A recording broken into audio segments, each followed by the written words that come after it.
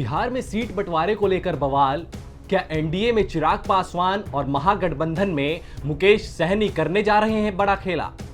नमस्कार, मैं ओमशील और आप देख रहे हैं यंग भारत न्यूज। जी हां, अगर हम बिहार के सीट शेयरिंग की बात करें तो जो दो प्रमुख गठबंधन है उसमें खींचतान लगातार जारी है। अगर बात एनडीए की जाए तो एनडीए में जो सीट बंटवारे का आंकड़ा है उसको लेकर एक काफी घमासान देखने को मिल रहा है। और बड़ा सवाल यह है कि जेडीयू और बीजेपी, जो कि दो प्रमुख पार्टी है एनडीए की, उनमें खींचतान इसकी है कि आखिर बड़ा भाई कौन बनेगा। जेडीयू का कहना है कि जेडीयू एक सीट बीजेपी से ज्यादा चाहिए जेडीयू को। बीजेपी का कहना है कि जेडीयू से एक सीट बीजेपी को ज्यादा मिलनी चाहिए।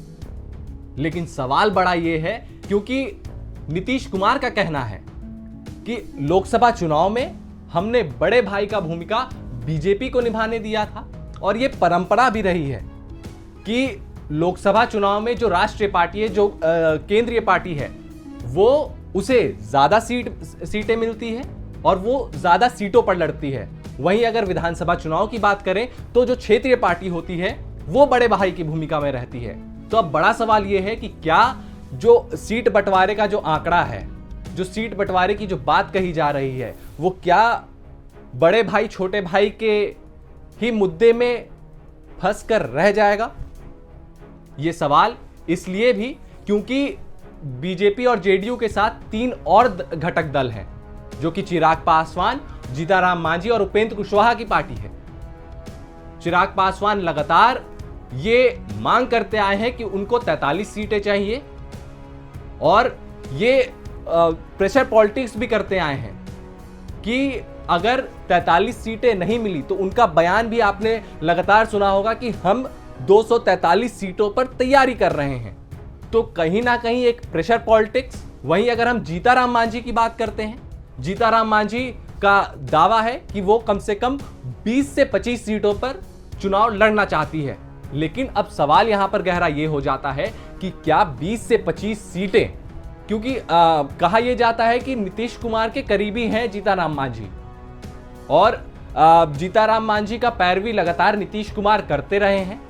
और चिराग पासवान को देखा जाए तो चिराग पासवान बीजेपी के करीबी हैं। तो बीजेपी के करीबी होने के नाते बीजेपी चाहती है कि जो ज्यादा सीटें हैं वो चिराग पासवान को भी मिले, उनका भी एक नेतृत्व हो। चिराग पासवान केंद्र में मंत्री है और जीताराम मांझी भी केंद्र में मंत्री हैं। तो दोनों की भूमिका एक हो जाती है। लेकिन जो करीबी जीताराम मांझी नीतीश कुमार के करीबी हो जाते हैं तो चिराग पासवान भारतीय जनता पार्टी के करीबी हो जाते हैं।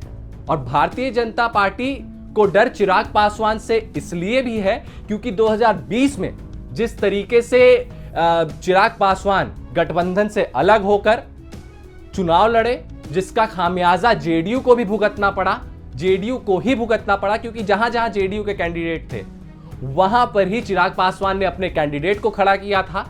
तो क्या वैसा ही तस्वीर इस विधानसभा चुनाव में भी देखने को मिल सकता है? यह बड़ा सवाल है, क्योंकि अगर हम बात करें तो 102 सीटों की मांग, जो संभावित सीटें हैं, संभावित सीटों की अगर बात करें, जो कि अंदर खाने में अभी बातचीत चल रही है, जेडीयू 102 सीटों पर लड़ना चाहती है और बीजेपी का कहना है कि 101 सीट पर वो लड़ सकती है अगर वो छोटे भाई की भूमिका में आती है। तो अब बचे 38 सीट। अब इन 38 सीटों का जो बंटवारा होना है वो तीन घटक दलों में होना है। एक तरफ जहां चिराग पासवान है वो 43 सीटों की मांग कर रहे हैं, तो 43 सीटें तो बचती भी नहीं है। अगर जेडीयू और बीजेपी 101 और 102 सीटों पर अगर चुनाव लड़ती है तो 38 सीटें बचती हैं। तो इसमें से चिराग पासवान कितने सीटें ले जाते हैं, ये एक बड़ा सवाल है। उपेंद्र कुशवाहा को कितने सीटें मिलने वाली हैं? उपेंद्र कुशवाहा का मांग है कि 15 सीटें उन्हें मिलनी चाहिए। और अगर देखा जाए कि 15 सीटें उपेंद्र कुशवाहा मांग रहे हैं, जो कि उपेंद्र कुशवाहा भी नीतीश कुमार के काफी करीबी माने जाते हैं, तो नीतीश कुमार हम पार्टी की और जो उपेंद्र कुशवाहा की पार्टी है, उन दोनों पार्टियों की पैरवी बीजेपी से करते हैं। तो वहीं भारतीय जनता पार्टी चिराग पासवान की पार्टी एलजेपी का पैरवी करती है।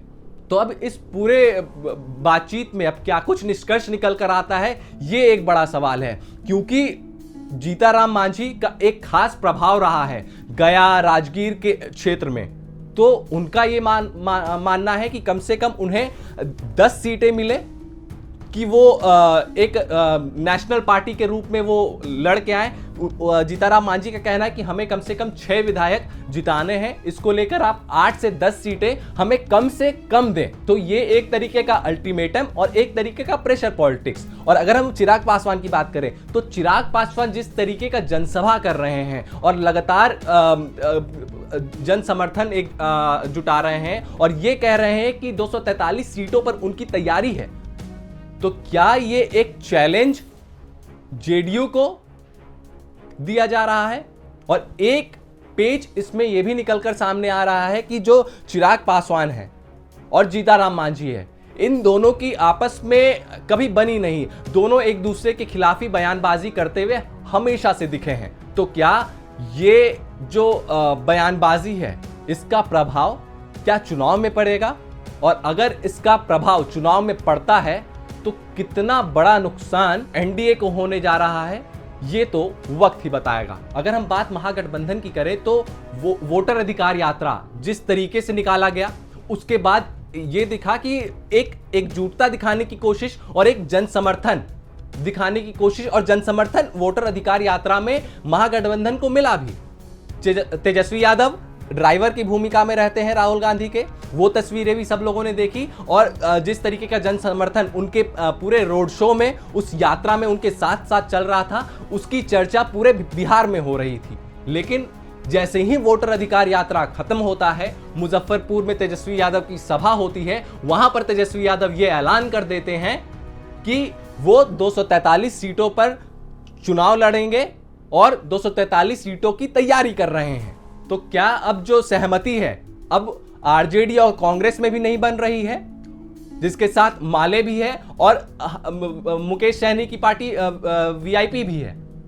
तो अब बड़ा सवाल यहां पर यह उठ जाता है कि जो तेजस्वी यादव बड़े भाई की भूमिका निभाने की बात करते हैं और आरजेडी का डोमिनेंस कहीं ना कहीं हमेशा से रहा है, उसके बाद वोटर अधिकार यात्रा जब से निकला तब से कांग्रेस का भी जनाधार काफी मजबूत हुआ है। इसको लेकर अब कांग्रेस भी प्रेशर पॉलिटिक्स कर रही है और कांग्रेस की मांग है कि उन्हें भी कम से कम 70 से 75 सीटें मिले। लेकिन तेजस्वी यादव देने को तैयार नहीं है और अब तेजस्वी यादव ने यह भी कह दिया कि वो 43 सीटों पर तैयारी कर रहे हैं। वहीं अगर हम बात मुकेश सहनी की करें तो उनकी पार्टी 60 सीटों की मांग कर रही है।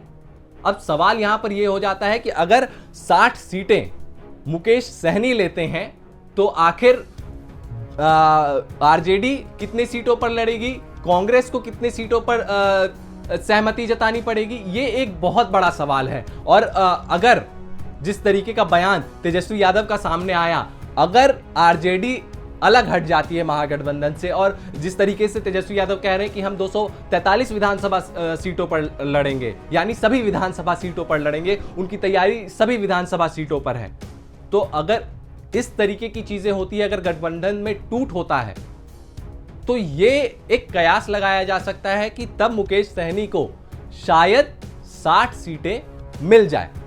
लेकिन सवाल यहां पर यह है कि क्या मुकेश सहनी की जो नाराजगी तेजस्वी यादव से अब मुखर होकर दिख रही है, क्योंकि मुकेश सहनी का कहना है कि 60 सीटों की वो मांग करते रहते थे, लेकिन गठबंधन धर्म का पालन करते हुए उन्होंने कहा कि हम 40 सीट की ही मांग कर रहे हैं। उसके बाद भी तेजस्वी यादव की सहमति नहीं बन रही है। उन्होंने ये भी मांग किया था कि वो डिप्टी सीएम बनना चाहते हैं, डिप्टी सीएम की भूमिका निभाना चाहते हैं, इसकी भी सहमति पहले से हो जाए।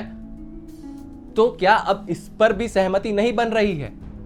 क्योंकि एक अगर अंदर की बात कहें तो मुकेश सहनी के लिए परेशानी इसलिए भी बढ़ रही है कि अब सवाल यहां पर यह खड़ा हो जा रहा है कि क्या 40 सीटें भी मुकेश सहनी को मिलेगी। यह सवाल इसलिए क्योंकि अब तेजस्वी यादव का रुख कुछ और कह रहा है, और अगर ऐसा होता है तो क्या मुकेश सहनी वापस से एनडीए से हाथ मिला लेंगे, जिस तरीके से 2020 के चुनाव में एक बीच प्रेस कॉन्फ्रेंस में मुकेश सहनी अपने कुर्सी से उठ के सीधे एनडीए के पास चले जाते हैं, तो क्या इस बार भी वही तस्वीरें देखने को मिल सकती है? ये एक बहुत बड़ा सवाल है। आप क्या सोचते हैं? वीडियो को लाइक करके, चैनल को सब्सक्राइब करके जरूर बताएं और कमेंट करना ना भूलें। नमस्कार।